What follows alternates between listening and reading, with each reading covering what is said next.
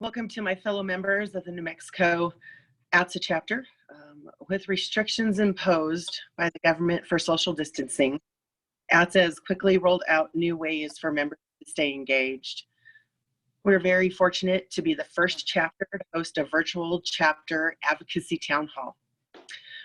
Nate Smith, ATSSA Vice President of Government Relations, will facilitate a conversation with our special guest today. Nate? Sorry, Brian was texting me. Sorry about that. How are you doing, everybody?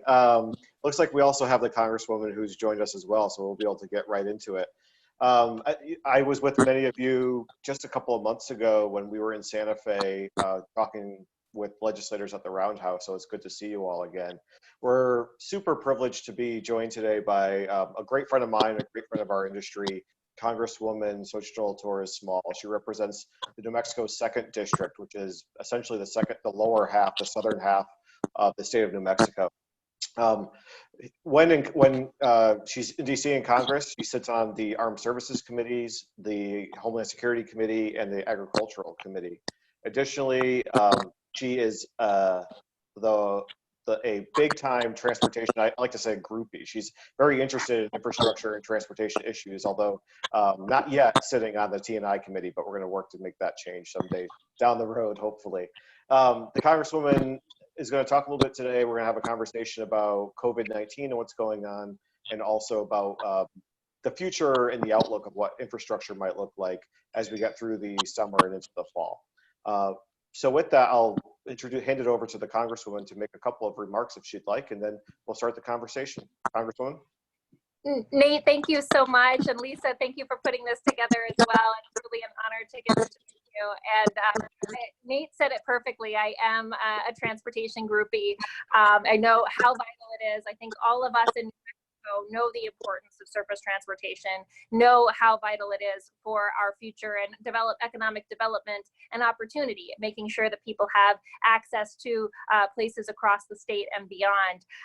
And so I'm really grateful to get to have partners across the industry, because it's vital for our future. And I think there's no time where it's been more vital than now as we face this economic crisis in addition to the pandemic, and look at how we're going to rebuild from there. So as we are looking to how we get back to Washington, how we do this work, making sure that we're supporting our small businesses, making sure that we're supporting our rural healthcare infrastructure, which is another key interest of mine, we also need to be looking at that next step of what are the investments that we know we need to make, that we've known we need to make for a long time, and now is the right time to start making those investments. So I'm really excited to hear some of the work that's being done. I think this is the time where we have to start planning for that.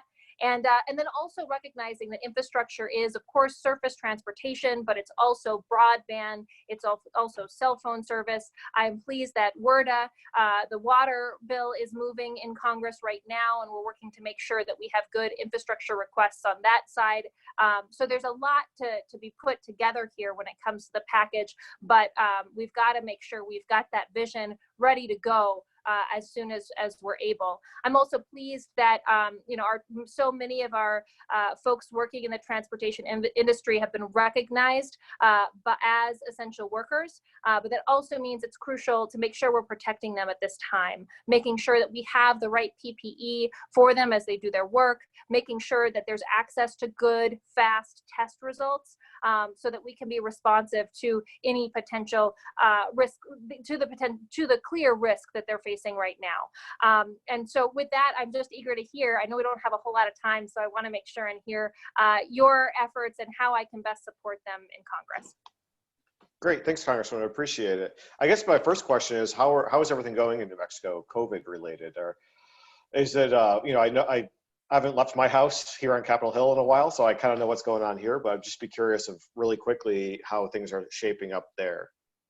So I'm back home in Las Cruces, and New Mexico acted very quickly and responsibly, and I think our citizens really get the importance of community and taking the personal responsibility involved in keeping each other safe. We were one of the first 5 states to close our schools, for example, and now we're learning how much transmission is happening with younger, healthy populations. So it's been good in that sense. We have less than 3,000 cases, about 150 deaths in New Mexico. But then there's also a real shift when it comes to Indian country. In Navajo Nation in New Mexico, as well as some of the smaller pueblos, there's real hot spots. For example, if you took Navajo Nation and made it a state, now of course it's in New Mexico, Utah, and Arizona, but just that community, that sovereign government, they would be in one of the top 5 states in terms of impact from COVID-19. So there's a real disparity there that we're seeing. And there's clear reasons why. You know, it's hard to follow the CDC guidance for washing your hands for 20 seconds if you don't have running water. So it all comes back to infrastructure in a really clear way. So speaking of infrastructure, there's been several COVID relief packages that have come through Congress, mostly in a pretty overwhelmingly bipartisan fashion. None of them have yet touched on infrastructure. There's been a lot of a focus on relief, and rightfully so, in terms of small business administration loans, in terms of payment protection, direct payments to taxpayers. Can you talk a little bit about how that's been rolled out so far? And then the follow-up question will be, what are your thoughts on including an infrastructure piece as we move towards recovery, out of relief and towards recovery?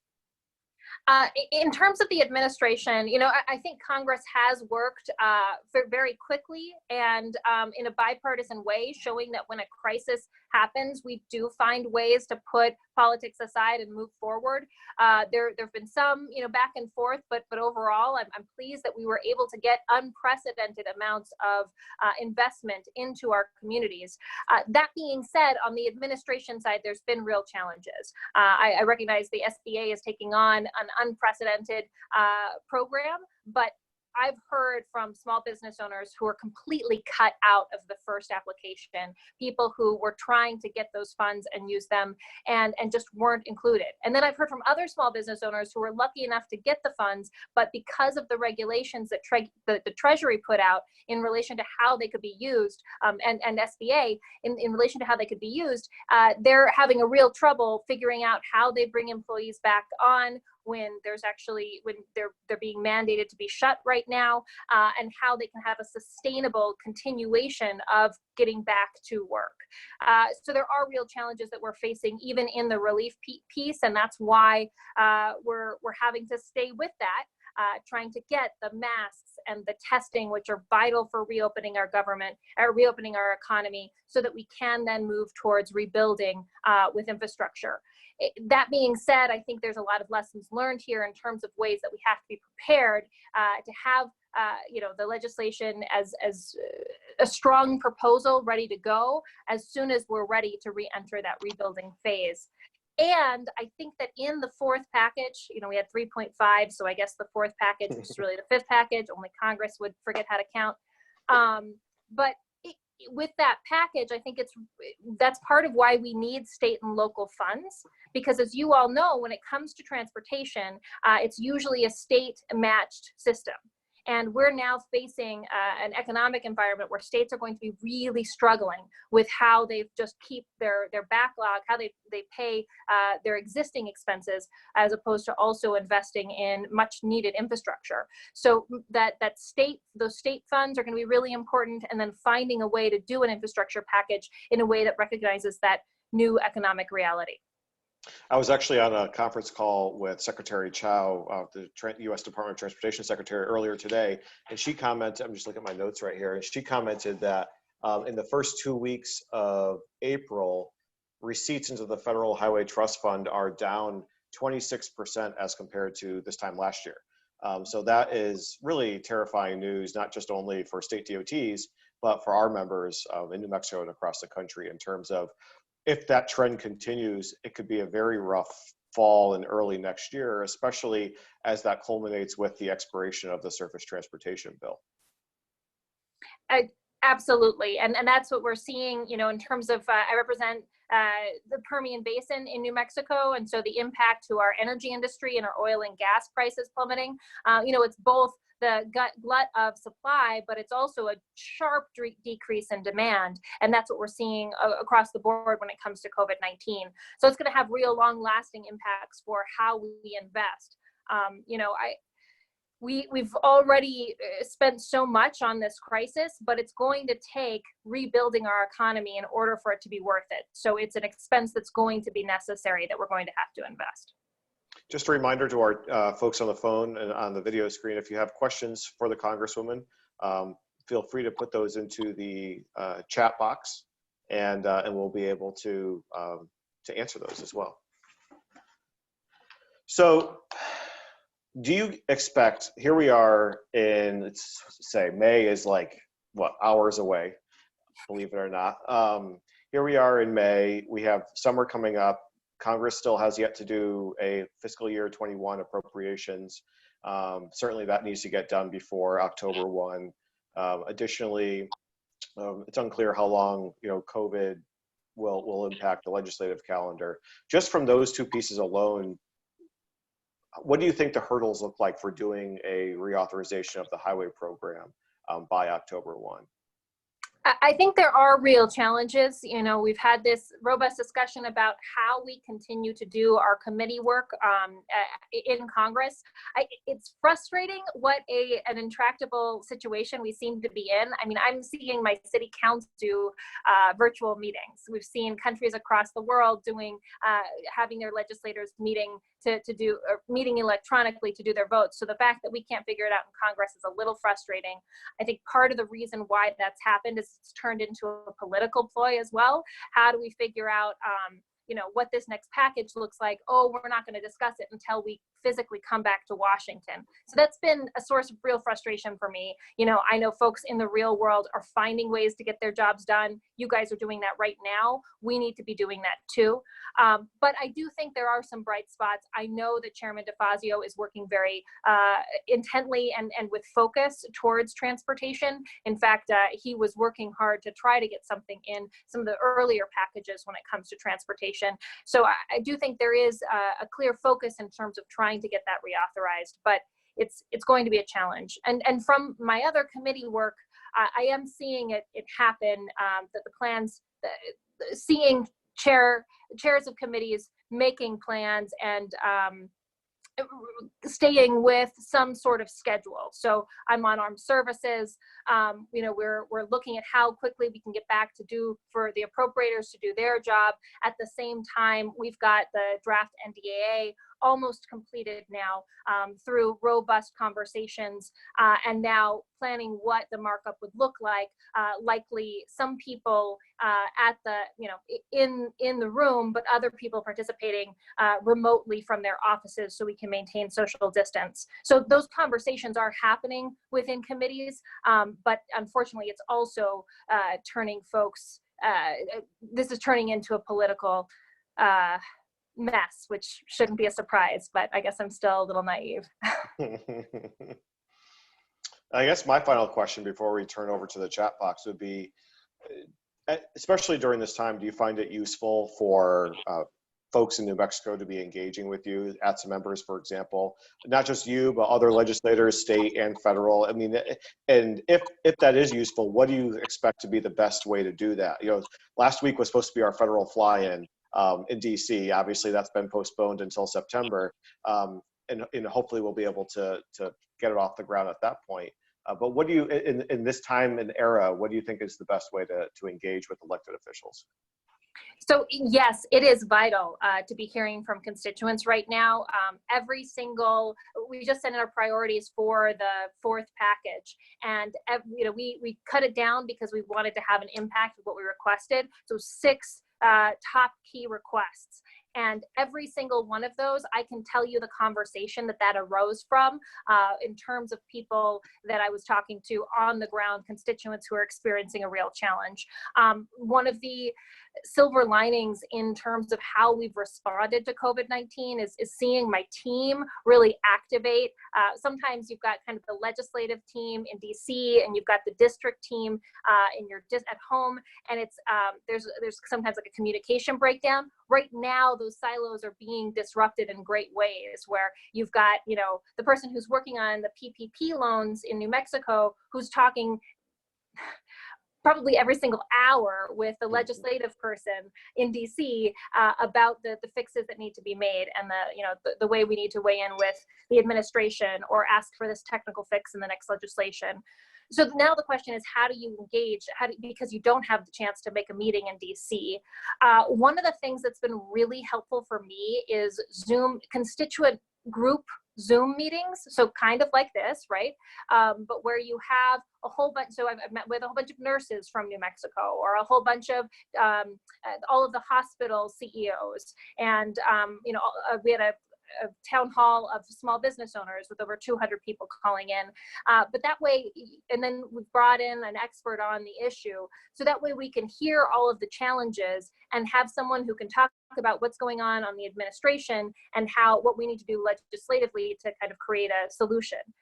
So the more you're able to do calls like this and use that collective brainstorming, I think the more effective your requests can be. That's great. Thank you for that advice. We appreciate that. Rather than us reading off the chat question, I'm going to turn to Greg Webb to unmute himself and ask his question directly to the Congresswoman.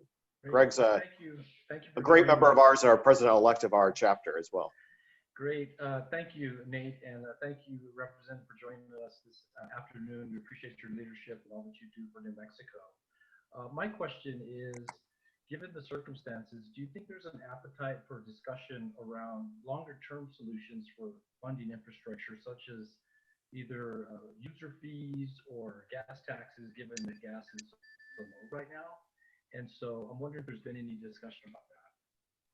You know, in this new economic reality, we're seeing a lot of systems fail that we have come to rely on. And when it comes to the kind of gas tax, we've seen a slow failing of that for a long time.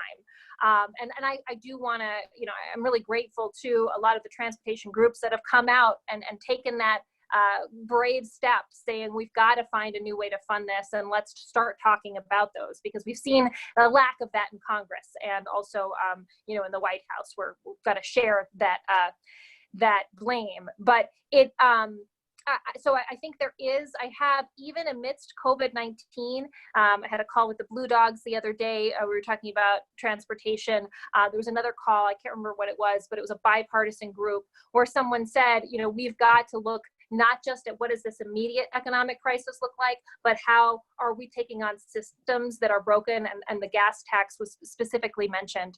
So, it's going to take even more courage now to talk about other funding sources, given the real suffering that people are experiencing right now. But it's going to be necessary for investing in our future and rebuilding. Great. And it looks like Dario has a question as well. Do you want to unmute yourself and ask that directly? Thanks, Nate. Congresswoman, it's great to have you. Thanks so much for being with us today. So my question is, this hasn't happened in my lifetime, and in most, other than Greg's lifetime, it hasn't happened to anybody else on this call before. But we, because this is something that's new to everyone, is New Mexico learning any lessons on what to do in the future? Is New Mexico looking at legislation or any new programs so that we don't get caught off guard like we kind of have in this instance? What's New Mexico learning from this for future events? I would say there's a few things specifically, and then there's a whole lot still left to learn. One of the things is looking at the healthcare system. So making sure that New Mexico and the importance of our rural healthcare infrastructure, that is really maintained and strengthened, because in a crisis, the hospitals that struggle to keep their doors open on a good day are facing immediate closure now. So it's reinforced the need to invest in things like that. also having regional plans so that, if one hospital is overwhelmed, for example, we saw that in Gallup, how we share the burden and have a regional plan that includes transportation and protection of the frontline workers, the essential workers in that transportation plan, to make sure that everyone is getting access to the healthcare they need no matter where they live. I think that's a key one. Another example of that is the testing. We've seen in southern New Mexico that the testing, we were getting a lot fewer tests, and our test results were taking, in some cases, 2 weeks. Like, what's the point of a test result if it's 2 weeks too late? So looking at the systems of that, part of the reason why those delays were happening is that a lot of hospitals had relationships with labs that were processing their tests, that were paying attention to other states rather than New Mexico because they were national labs, and making sure that the Department of Health in New Mexico really understood all of those relationships so they could better support the testing infrastructure. So there's a lot of systems things that I think we're figuring out. I also think as a delegation, we're learning to work really well together, how to kind of divide and conquer, or to use, Senator Heinrich's been really good about getting more resources for testing in the state. And then I've been able to help make sure that some of that gets to southern New Mexico, so we really have equality across the district, or in the state, no matter where you live. So some of the coordination pieces I think have improved. And then there's this next challenge, right? How do we responsibly, and recognizing the geographic challenges and differences, and keep each other safe while finding ways to wisely reopen the economy. So I think that's the next lesson learned that we're going to need. How do we do it in a way, and a fundamental piece of that will be getting the gloves and masks and all of that we need. It will be getting those tests at a faster rate, but we also have to be supporting innovative small businesses that are finding ways to do things carefully and right, as long as we're doing it in a collaborative way where folks are willing to say, oh, you know what, that was too fast, we've got to find another way, right? So we need that dialogue now, and that clear-eyed kind of intention that we've got to move forward, we've got to get the plan to do that, and we've got to support innovative businesses that have great ideas for how to keep us all safe. Great. Well, I think that's the end of our questions in our chat box. I do want to say that likely sort of in the other part of your house there is your husband, who we had, for those of you who were with us at our advocacy event at the Roundhouse a couple months ago. Our last meeting of the day was sort of impromptu. We had a great meeting with State Representative Nathan Small, who is the other half of the Torres Small family. So we really appreciate his time as well. Please tell him we say hello. I still remember that picture of the two of you. It was pretty fun. Yeah, it was great. It was great. Well, thank you very much for your time today. We really appreciate it. Our members are great resources. So as Congress continues to think about infrastructure, both from a COVID recovery perspective, but also a surface reauthorization, please lean on our chapter in New Mexico. They're the experts in the field, and they're out there every day doing the work, building the things and installing the things. So please use them as a resource. They're great opportunities for you. Absolutely. And just to follow up on that in terms of how to make sure we continue this dialogue in this different environment, please connect with Nate. Nate has a good relationship with my team in DC. We'd love to have follow-up conversations about how we can specifically support you. And hearing about the challenges that you're facing is so important for us addressing both the legislative and administrative issues. So please don't be shy. Let us work to kind of figure out what's going on so that we can best support you. Great. Well, thank you very much. Stay healthy, everybody. And thanks to Brian, too, for helping setting this up. No problem, Nate. Thank you so much for everything you do. I didn't know you were on. Sorry. Hi, Brian. Hey, Lisa, any last words for the chapter? Lisa, any last words for the chapter? Lisa, any last words for the chapter? You mute, son. Thanks, everybody, for joining us today. We appreciate you, Representative. So glad to finally get to meet you.